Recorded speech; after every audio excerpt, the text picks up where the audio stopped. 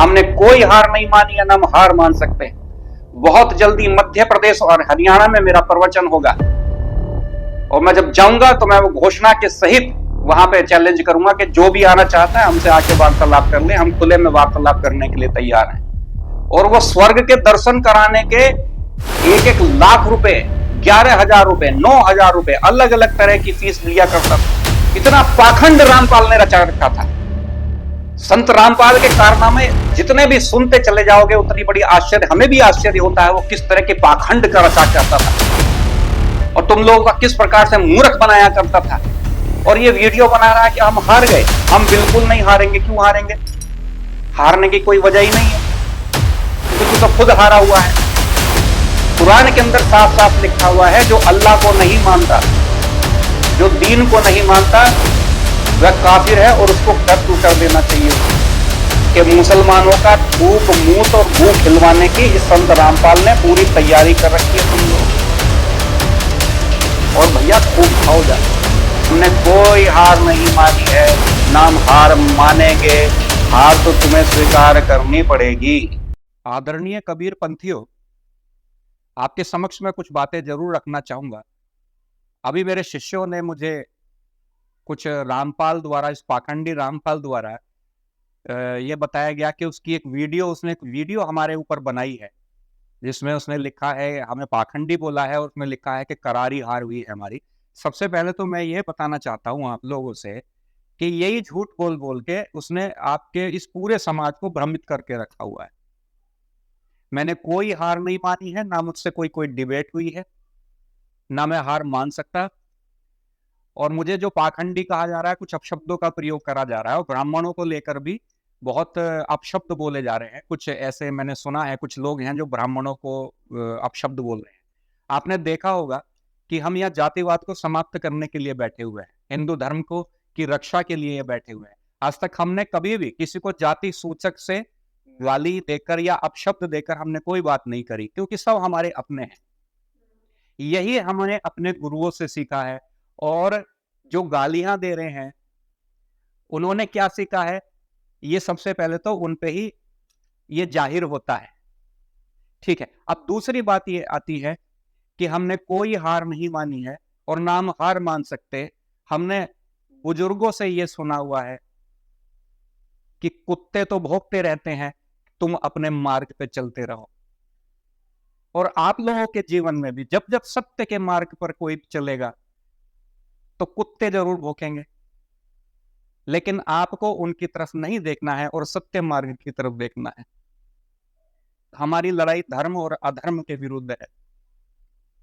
मैं एक बात और पूछना चाहता हूं, मैं बार बार पूछ रहा हूं मैं, कि ये जो कबीर शब्द है, ये कबीर, ये संस्कृत का शब्द है या फारसी का शब्द है? सारी बात इसी में ही अपने आप निहित हो जाती है। सारा खुलासा ही इसके अंदर आ जाता है कि कबीर शब्द किसका है। ये उर्दू का शब्द है, फारसी का शब्द है या संस्कृत का शब्द है? इसका आज तक कोई भी मैसेज लिखकर इसका कोई भी हमें कोई भी जवाब नहीं देता। और देखो आश्चर्य की बात है, क्या कबीर ने कभी इस्लाम की कोई जो बुराइयां हैं इस्लाम के अंदर, क्या वो दुनिया के सामने कभी लेकर आया? क्या कबीर ने हलाला के विषय में बोला, जिसमें महिला को वेश्या बना दिया जाता है? क्या कभी उसने अल तकिया के बारे में आपसे बताया? क्या कुफ्र के बारे में बोला? क्या मूता विवाह के बारे में उसने कभी बात करी? क्या कभी काफिरों को कत्ल कर दो, जो कुरान के अंदर लिखा हुआ है, उसको मैनिपुलेट करने की आवश्यकता नहीं है। सही प्रकार से कुरान पढ़ो, और जो इनके मदरसों के अंदर जो किताबें पढ़ाई जाती हैं और जो मौलवी पढ़ाते हैं, उनका अध्ययन अच्छे प्रकार से करके देखो। कुतर्क करने से कोई लाभ नहीं होता। आपको पता चल जाएगा कि काफिर ये किसको बोलते हैं। लेकिन संत रामपाल ने इसको मैनिपुलेट किया। कुरान के अंदर साफ साफ लिखा हुआ है, जो अल्लाह को नहीं मानता, जो दीन को नहीं मानता, वह काफिर है और उसको कत्ल कर देना चाहिए उसको। अगर किसी को मैसेज के माध्यम से, आजकल मैसेज बहुत छोड़े जा रहे हैं, अगर कुरान की ये आयतें आपको सुननी है तो मैं वो आपको कुरान की आयतें किस पृष्ठ पे है, कुरान की पेज संख्या, वो भी आपको बताने के लिए तैयार हूं। अगली वीडियो में मैं वो भी आपको दिखा दूंगा। लेकिन कबीर ने कभी भी इस्लाम की कोई भी बुराई नहीं करी। हिंदुओं के मंदिरों के बारे में उल्टा सीधा बोलना, तीर्थ स्थानों के बारे में बोलना, और जो संत रामपाल है वेदों के अंदर बहुत प्रकार से छेड़खानी कर रहा है और ये वीडियो बना रहा है कि हम हार गए। हम बिल्कुल नहीं हारेंगे। क्यों हारेंगे? हारने की कोई वजह ही नहीं है, क्योंकि तू तो खुद हारा हुआ है। मैं सभी कबीर पंथियों से एक बात पूछना चाहूंगा कि आज वो जेल में क्यों पड़ा हुआ है? जब उसके आश्रम की तलाशी ली गई, जब वहां पर उसको अरेस्ट कर लिया गया, तो ये जग जाहिर था कि वहां पे प्रेगनेंसी टेस्ट किट वहां पर पड़ी हुई थी हजारों की तादाद में। वहां पे ये शक्तिवर्धक दवाइयां जो ये खाता था वो मिली हैं दवाइयां वहां पे। वहां पर एक अबॉर्शन सेंटर खुला हुआ था और ज्यादा दूर जाने की आवश्यकता नहीं है। उन बिचारी महिलाओं, गरीब महिलाओं की हत्या जो हुई थी वो भी इसी के आश्रम में हुई थी। नहीं तो किसने हत्या करी? वो कोई बाहर वाला आया था करने के लिए? बच्चे की हत्या होती है और उसका प्रमाण सहित, आज उसके प्रमाण मिलने के बाद संत रामपाल को उम्र कैद की सजा हुई है और वो जेल में पड़ा हुआ है। लेकिन अंधविश्वास इतना है कि लोग स्वीकार करने के लिए तैयार नहीं है। हमने कोई हार नहीं मानी या हम हार मान सकते। बहुत जल्दी मध्य प्रदेश और हरियाणा में मेरा प्रवचन होगा और मैं जब जाऊंगा तो मैं वो घोषणा के सहित वहां पे चैलेंज करूंगा कि जो भी आना चाहता है हमसे आके वार्तालाप कर ले। हम खुले में वार्तालाप करने के लिए तैयार हैं। कोई लड़ाई की आवश्यकता है, कोई मतभेद की आवश्यकता नहीं है। हम हिंदू धर्म की रक्षा के लिए लड़ाई लड़ रहे हैं। हमारी लड़ाई केवल जिहादियों के साथ है और संत रामपाल जैसे जो देशद्रोही हैं, जो हत्यारे हैं, जो विदेशियों के साथ मिलकर भारत के अंदर एक ऐसे समुदाय को भ्रमित करने का प्रयास कर रहे हैं, उनके अंदर जातिवाद का जहर भरकर, शत्रु बनाकर और लाभ उठाने का प्रयास कर रहे हैं। जब जब आज हिंदू समाज की, मैं आज हिंदू समाज के संदर्भ में बात करना चाहूंगा, कभी इस पूरी दुनिया में हिंदुओं का ही शासन था, सनातनियों का ही शासन था, चाहे वो अरब था, चाहे कोई भी जगह थी। लेकिन जैसे जैसे वो अपनी संस्कृति से, अपनी सभ्यता से विमुख होते चले गए, सारे देश सब चीज खो दिए उसने। आज इस्लाम 57 मुल्कों में अपना राज्य चलाता है। ये 57 मुल्क पहले हिंदुओं के हुआ करते थे और आज ले दे के हिंदुओं के पास एक भारत रह गया है। बांग्लादेश के अंदर दलित समाज 23%, जो बांग्लादेश के अंदर घृणित हिंसा हुई और बेटियों के साथ बलात्कार हुए और मुसलमानों ने करे, वो दलित समाज के साथ हुए। संत रामपाल ने इनका विरोध क्यों नहीं करा? क्या संत रामपाल या उसका कोई भी अनुयायी सऊदी अरब या किसी भी इस्लामिक देश के अंदर जाकर यह कह सकता है कि कबीर अल्लाह है? गर्दन काट दी जाएगी, टुकड़े कर दिए जाएंगे, पत्थर मार मार के हत्या कर दी जाएगी, शरीयत के कानून के तहत तुम्हें मृत्युदंड प्राप्त होगा। तुम केवल हिंदुस्तान में, भारत के अंदर ही तुम उल्टा सुल्टा भगवान और देवी देवताओं को तुम उल्टा सीधा बोल देते हो, क्योंकि हिंदू समाज तुम्हें अपना मानकर तुम्हें कुछ नहीं कहता।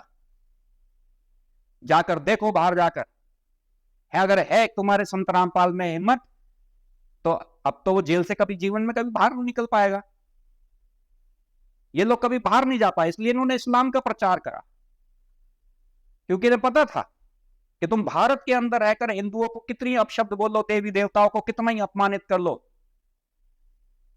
तुम्हारा कोई कुछ नहीं बिगाड़ पाएगा।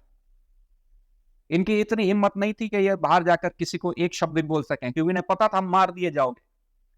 संत रामपाल के कारनामे जितने भी सुनते चले जाओगे उतनी बड़ी आश्चर्य, हमें भी आश्चर्य होता है वो किस तरह के पाखंड का रचा करता था और तुम लोगों का किस प्रकार से मूर्ख बनाया करता था। उसके आश्रम में जब ये सब चीजें उसके बारे में जब खोजबीन हो रही थी, तो जिसका वो जो केबिन था उसमें उसने कुर्सी बना रखी थी लिफ्ट वाली, उसे वो बटन दबा के ऊपर नीचे कर दिया करता था, जिसमें ये ऐसा दिखाया जाता था कि वो भगवान का स्वरूप है, वो बड़ा हो गया, उसका स्वरूप बड़ा हो गया है। और वो स्वर्ग के दर्शन कराने के 1-1 लाख रुपए, 11,000 रुपए, 9,000 रुपए, अलग अलग तरह की फीस लिया करता था। इतना पाखंड रामपाल ने रचा रखा था। और मुझे मेरे शिष्यों ने कुछ मैसेज दिखाए कि जिसमें वो हिंदू मुसलमान को आपस में भाई भाई बता रहे थे। तो मैं ये उन कबीर पंथियों से कहना चाहता हूं कि हमने सुना है कि संत रामपाल मीट मांस का विरोध किया करता है। बहुत अच्छी बात है, हम स्वागत करते हैं इस बात का। अगर संत रामपाल मीट मांस का विरोध करता है तो हम संत रामपाल के बिल्कुल साथ हैं, ये बहुत अच्छी बात है। लेकिन मुसलमानों में तो मीट मांस खाते हैं। तुम जिस मुसलमानों को तुम अपना भाई बता रहे हो तो गाय काट के खाते हैं। और जिन मुसलमानों को ये लोग कह रहे हैं कि हम द्वेष फैला रहे हैं समाज में, तो जब तुमने भी कभी जूस पिया होगा, तुमने भी किसी मुसलमान ढाबे में खाना खाया होगा, तो वहां पे तुम्हें थूक, मूत और गू, जिसे लैट्रिन बोलते हैं, वो भी तुमने खाई होगी पक्का। ये हिंदू समाज ने जब जब इस जिहादी कौम पर विश्वास करा है, इन्होंने थूक, मूत और गू खाया है इनका। तो भैया थूक, मूत और गू तुम्हें बहुत मुबारक हो। मुबारक हम शब्द नहीं बोलते, तुम्हें मुबारक हो। तुम खूब खाओ उनका गू मूत, तुम खूब खाओ, तुम उन्हें भाई बनाओ। लेकिन एक बहुत बड़ा वर्ग जो हिंदू समाज का है, हम वचनबद्ध हैं कि हम इस्लामिक जिहादियों से उन्हें बचाने का प्रयास करेंगे, अपनी बच्चियों को बचाने का प्रयास करेंगे। नहीं तो तुम्हारे संत रामपाल ने पूरी तैयारी कर रखी है कि मुसलमानों का थूक, मूत और गू खिलवाने की इस संत रामपाल ने पूरी तैयारी कर रखी है तुम लोग। और भैया खूब खाओ जाके।